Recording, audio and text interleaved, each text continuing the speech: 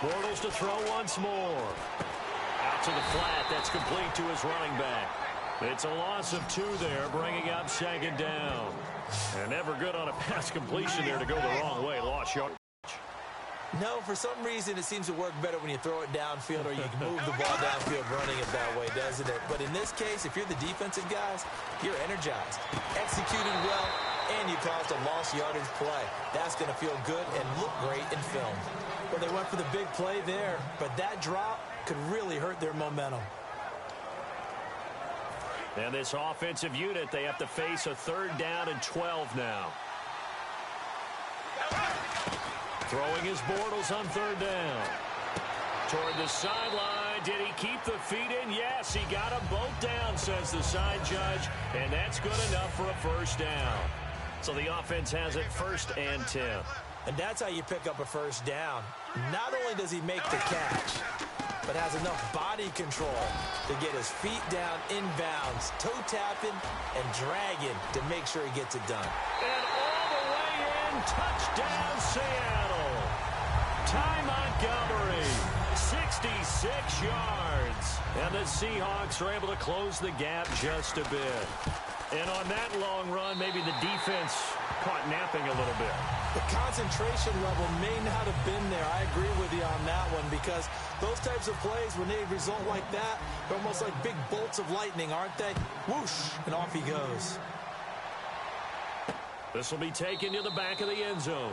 And no run back here. This will be a touchback, and it comes out to the 25-yard line.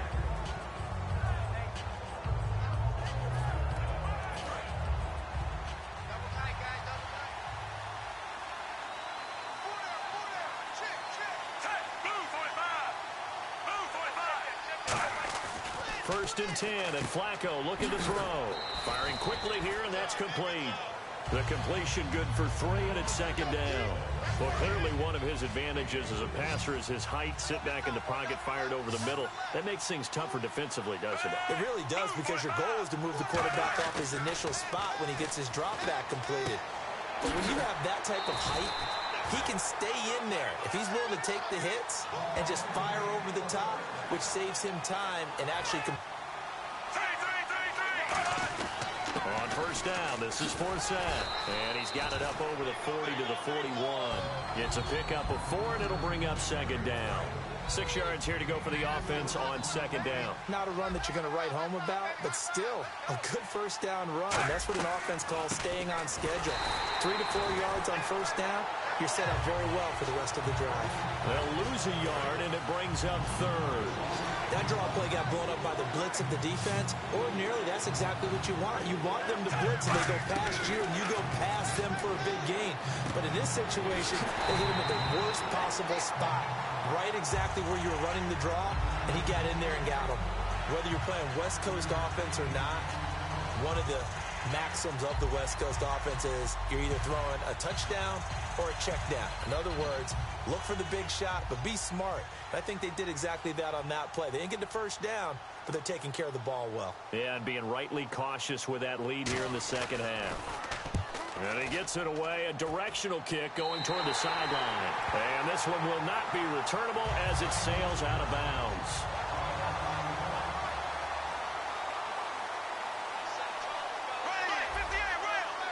Looking to jam the receivers at the line here. Press coverage look defensively. Now a play fake here on 1st down. He's going to go. He's got a man. Complete. And all the way in. Touchdown, Seattle. Pierre Garçon, 72 yards. And the Seahawks able to make this a close game again. Good pass, clean catch, and a house call there on the fly route.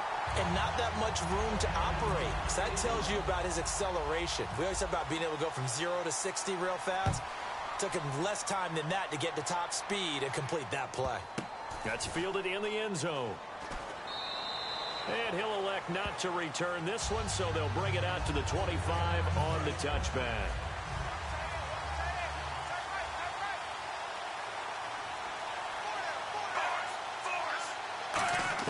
First and 10 here for Flacco.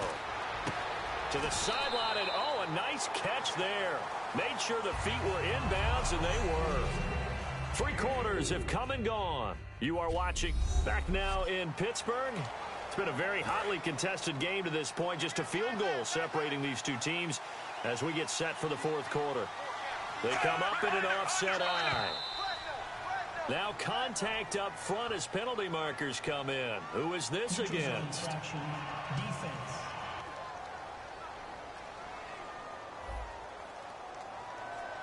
So you heard the word. This is a neutral zone infraction. Yeah, the defender wanted to try and get back after he had jumped, unable to do so.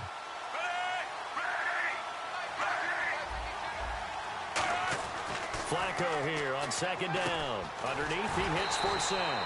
And to the 42-yard line here and brought down there. 8 yards on the pickup there, and it moves the sticks. First down and 10 now for the offensive group. And that's one of his advantages of a passer, is it not? With his height, setting back there in the pocket, firing it over the middle, he can really see everything clearly. It is, and I know that other quarterbacks get it done different ways, all right? You don't have to be his height to make a great play, but what he does is he takes away having to make those slide steps in the pocket to find angles to throw the ball through. He just throws right over the top of it because he can see everything, and sometimes that saves time and gets the ball to a receiver quicker. Flacco gives to Forsett, and he showcased the spin but couldn't do much else as he's wrangled down. 3 yards on the pickup there, and it'll be second down.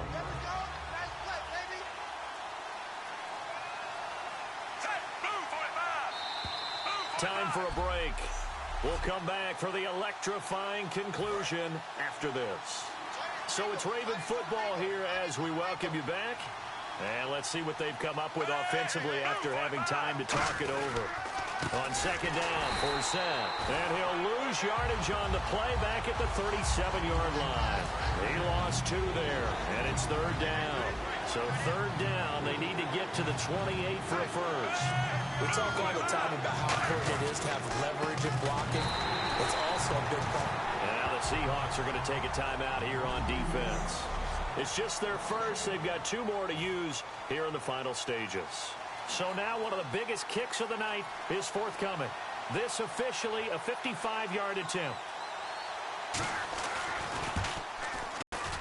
And this is off target to the left. Didn't get there anyway. It's no good. And this score will stay right where it is. Well, this winds up an empty possession. Everything looked okay. He just never got the ball on target. And knowing him, he'll be disappointed with that effort. And the Seahawks get ready to trot out on the field. They're only in need of a field goal, a decent amount of time on the clock. So tell me if I'm wrong. You don't have to be too panicked here. No, not at all. I agree with you. And this is where your preparation and your confidence comes into play. They've worked on these situations. They practice this all the time. They practice it all the time. They know what they want to get done. And in a lot of cases, the great competitors, they love this situation. They think they can go ahead and get it done. They practiced it. We'll see if practice makes perfect.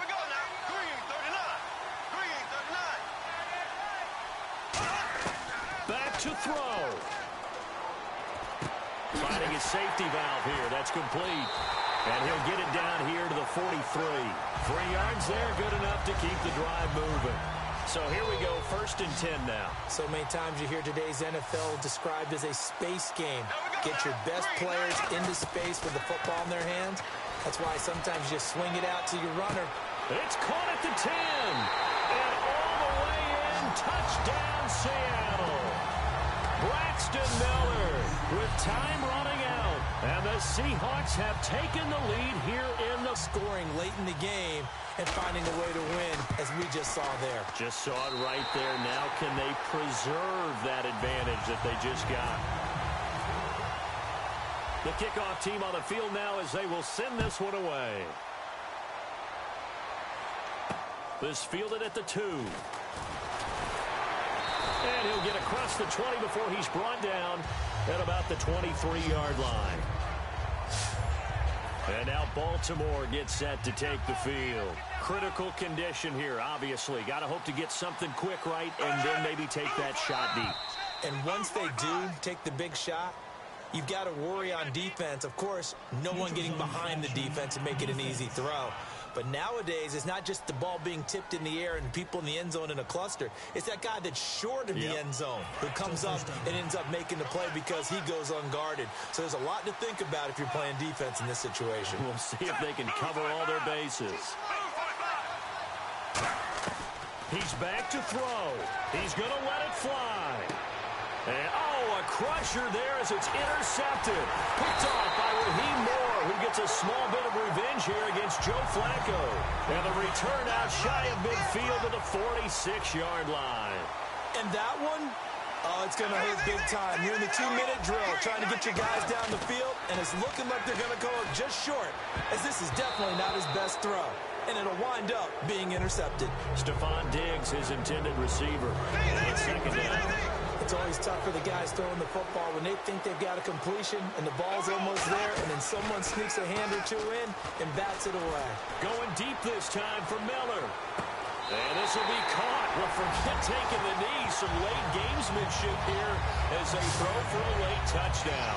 And this is obviously quite a performance. And most of the time when we talk about someone putting a team on their back, I think we're talking about a guy who runs the football. In this case, it's a guy out wide catching it, and he's done exactly that, truly leading his team right now towards victory. 3 touchdown catches. He's been the headliner.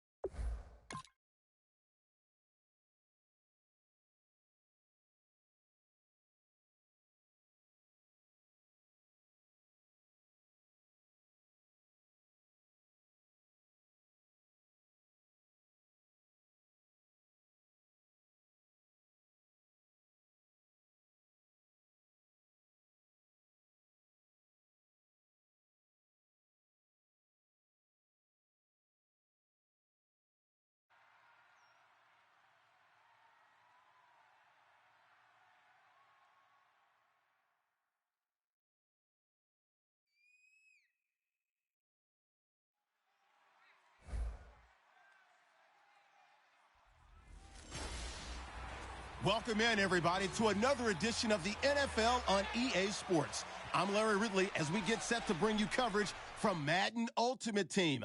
Coming up, we've got a good one in store between the Seattle Seahawks and the New Orleans Saints. The Seahawks come into this one knowing they've got a fight on their hands. This could be one of those war of attrition types of games. So winning the field position battle and the turnover battle are going to be 2 big keys to seeing who gets out of here with the victory. And with that, we'll send you up to the north shore of Pittsburgh and Heinz Field by the Three Rivers as we headed over to our broadcasting team of Brandon Godden and Charles Davis. They were trying to get the connection with a former Buckeye, Braxton Miller. And now it's second down. We know it's not an easy job to go out and catch passes when people are trying to tackle you and knock the ball away. But the bottom line is, that's a pass he's got to have and a pass he should have caught. Throwing middle, but it's incomplete. Vance McDonald, the tight end, was the target. And it's third down. Today's NFL, these big guys are featured receivers. They move all over the place to try and find good matchups. And they had one. They were just unable to complete the pass. Bortles to throw. Now a desperation throw deep downfield. And he couldn't hang on to it through the contact. Incomplete. Every offensive coordinator, every play caller sheet, they have about 5 or 6 plays per game that they call shot plays or big plays. And you don't get many opportunities to dial them up. And they just did. And this is taken in at the 5. A big connection on that one. 38 yards. And now it looks like they're going to be in the hurry-up. Back to throw, Bortles. And it pops free. The collision there jarred the ball loose and brings up second down. After all the preparation, all the practice, a play like that will absolutely break your heart. They had everything they wanted, just unable to complete it. In the end zone, a big-time drop.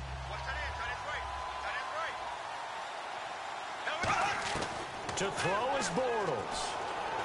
That's caught at the 1. And he is in for the Seattle touchdown. Pierre Garçon, a 5-yard touchdown. And the Seahawks have made this a one-score game. And there's the touchdown that they needed, so they'll celebrate. But the guys on the sidelines, they've got to stay focused. The onside kick team, they need them to get the ball back. Yeah, part one of the equation done. Now they need to convert and get that onside kick. And the Saints are going to get to this one, so that should about do it. Fourth quarter, they felt like they needed the football back. Unfortunately, they couldn't get it. And I know we brought analytics into the game, and someone has said here that the data says that when a team's expecting an onside kick, 80% of the time, the team expecting it, they do actually recover the ball, which is what we saw here. I just wonder if that number is much more of an anecdotal type of a number. Kind of like when the coaches tell us, well, when you score on special teams, 93% of the time you win the game. I'm still waiting to see that number is empirical. Ingram again. And he'll be brought down. And now the Seahawks are going to call another timeout. That'll be their second, so one more chance to stop the clock here. And we'll be back.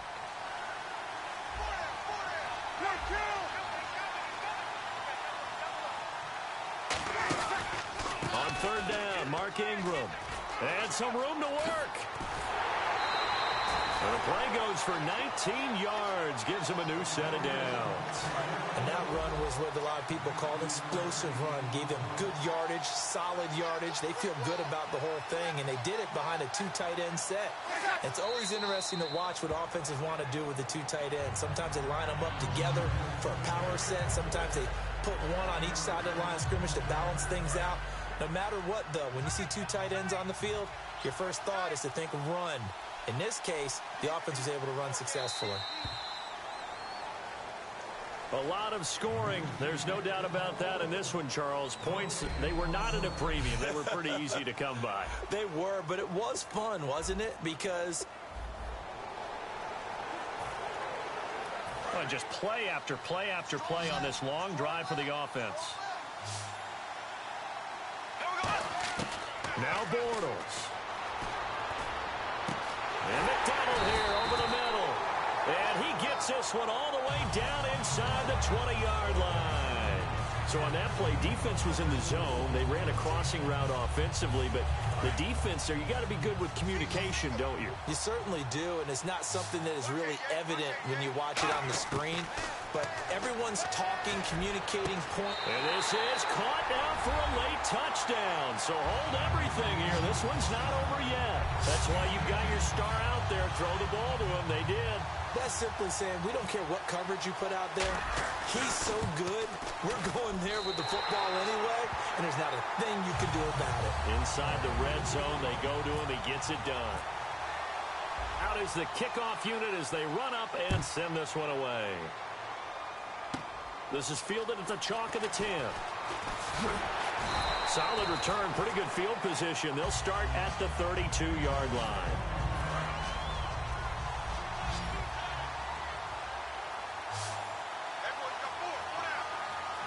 They come up with one back. That's Ingram. And they'll give it to him here. Now the Seahawks are going to take a timeout here on defense. It's just their first. They've got 2 more to use here in the final stages. The counter. And he's going to be met at the line of scrimmage and taken down. And now the Seahawks are going to call another timeout. That'll leave them with just 1 remaining in this fourth quarter of play.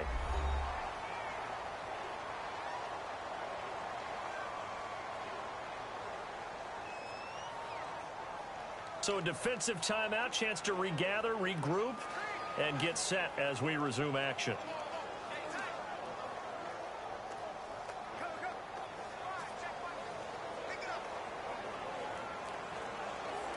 And the dreaded 3rd and long here for the offense.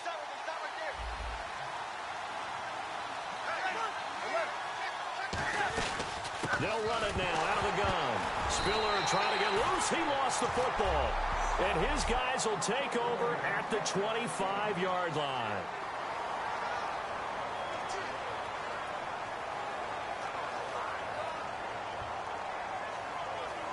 And they'll start this drive with very good field position.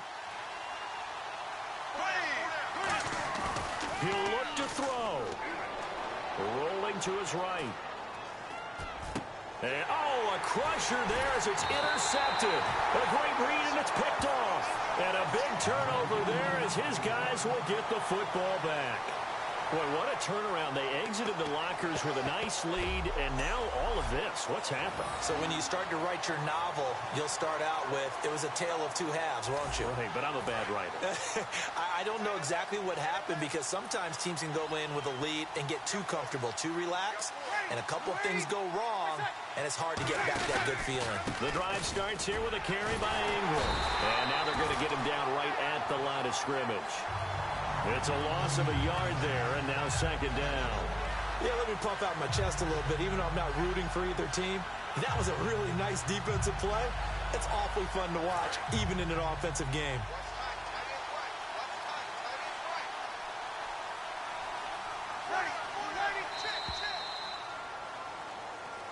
Well, I know at points in this when you wanted to close your eyes because of all the points that were being put on the scoreboard. You're a defensive guy, but it was a fun little track meet, wasn't it? It was, and you know the people